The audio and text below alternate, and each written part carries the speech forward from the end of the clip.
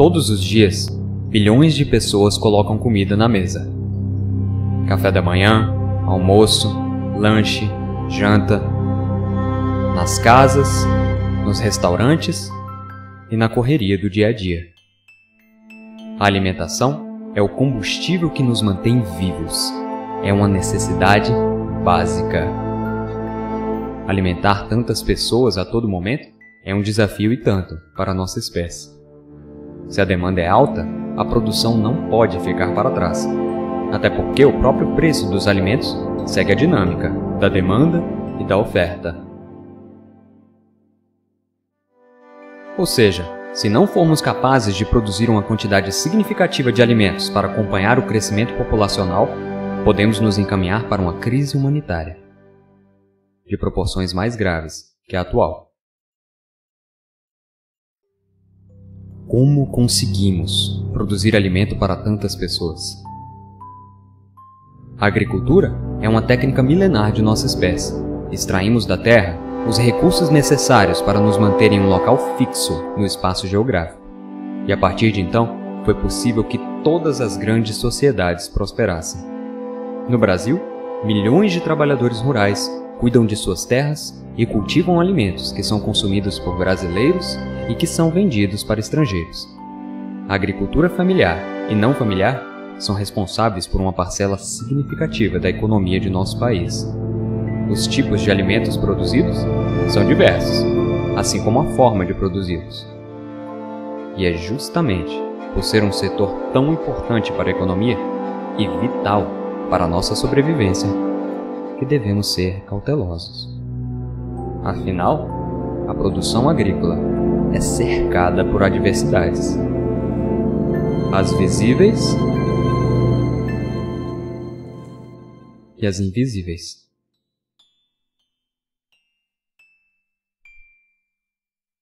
Adversidades.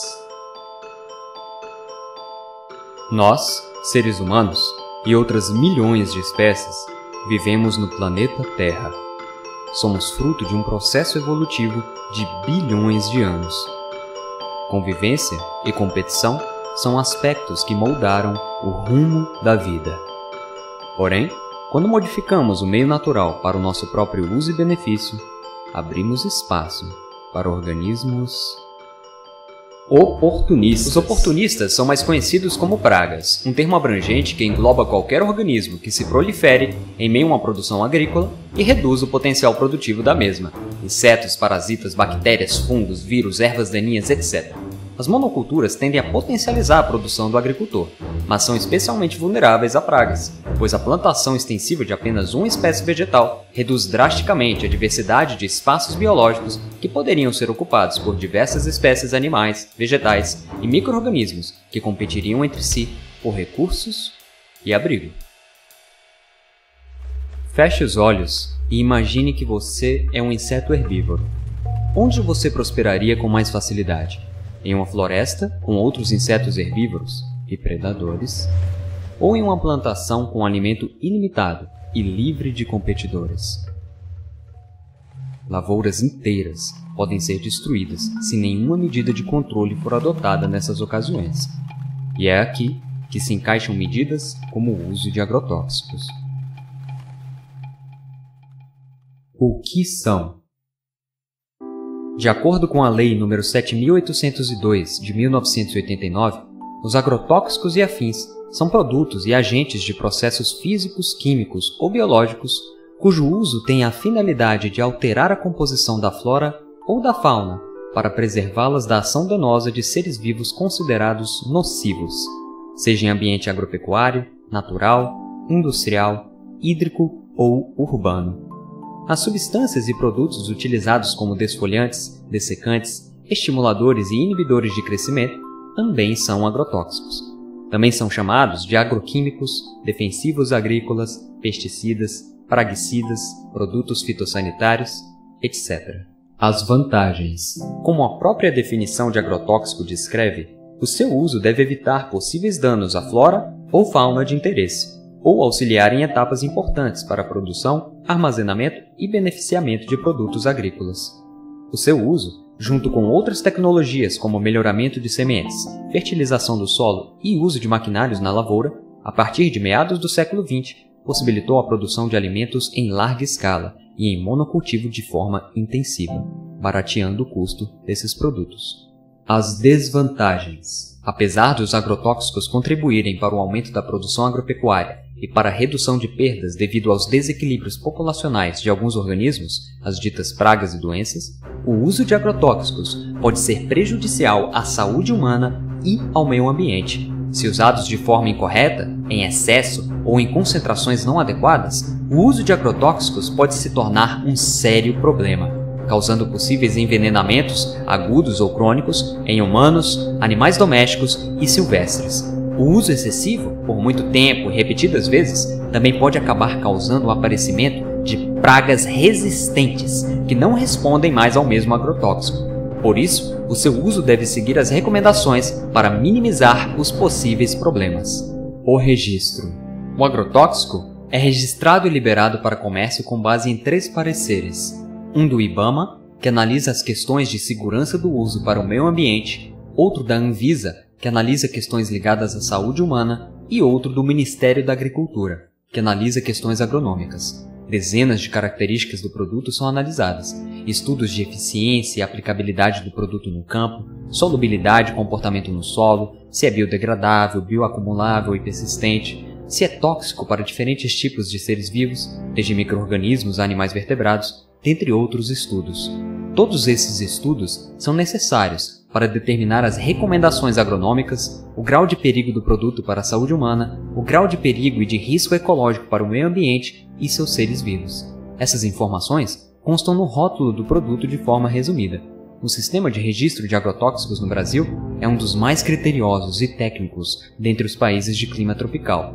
Se a equipe de analistas detectarem que o produto não é seguro em algum aspecto, o produto não é liberado. Quanto ao registro de agrotóxicos, vale a pena estudar o Projeto de Lei 6299 de 2002, que está pronto para a pauta no plenário. Uso das terras e agrotóxicos no Brasil. Aqui vão alguns dados importantes para compreender o panorama geral da situação em nosso país. O Brasil possui lavouras em cerca de 7,6% de seu espaço geográfico. Porém, lavouras representam apenas 18% da área total ocupada por estabelecimentos rurais. Cerca de 77% desses estabelecimentos são classificados como agricultura familiar. Porém, correspondem a apenas 23% da área total ocupada por estabelecimentos agropecuários no país. Ou seja, os estabelecimentos não familiares ocupam 77% da área total. Isso expõe claramente a grande concentração de terras nas mãos de poucos. 32% do total de estabelecimentos confirmaram que utilizam agrotóxicos. Segundo a Organização das Nações Unidas para a Alimentação e Agricultura, no ano de 2017, o Brasil consumiu cerca de 380 mil toneladas de agrotóxicos, ficando atrás apenas da China e dos Estados Unidos.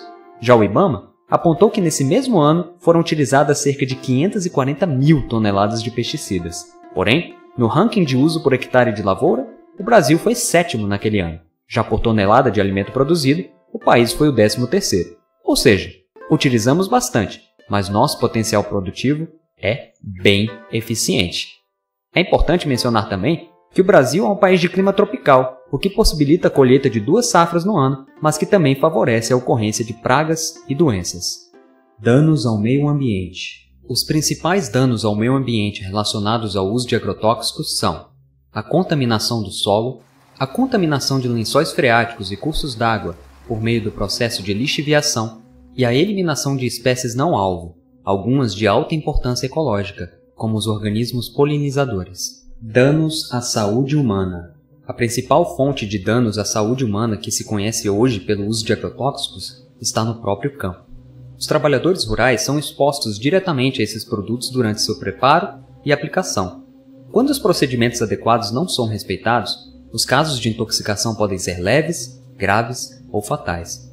Daí vem a importância de se promover um programa de conscientização dos produtores rurais.